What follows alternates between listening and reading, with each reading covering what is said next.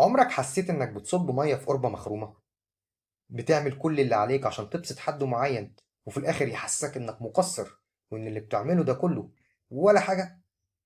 المشكلة ممكن ما تكونش فيك، ولا كمان في تخيل. المشكلة في الترجمة.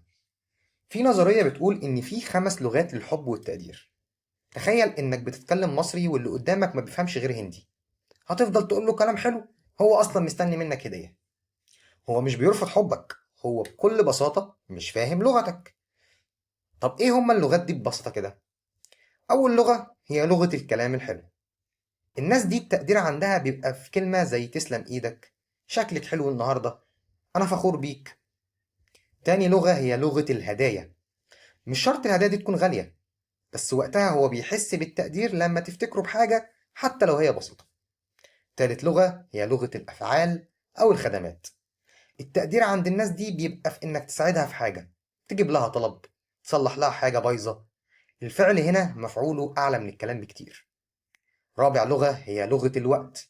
ده بقى أغلى حاجة عنده إنك تقعد معاه، تسمعه بتركيز، وتفكك من الموبايل شوية. خامس لغة هي لغة القرب أو التلامس الجسدي، ودي زي الطبطبة، الحضن، مسكة الإيد.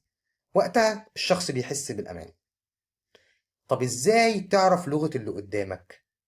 أول حاجة راقبه، شوف هو بيقدم لك التقدير إزاي.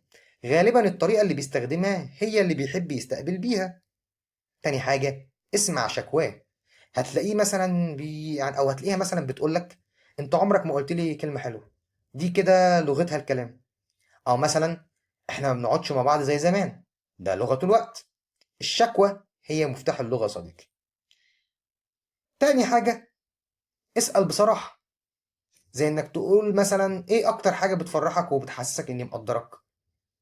الخلاصة، بدل ما تتعب نفسك في انك تعمل حاجات مش بتوصل، اتعلم لغة اللي قدامك. هتلاقي ان مجهود صغير في مكانه الصح بيفرق اكتر من مجهود كبير في مكان غلط. سلام.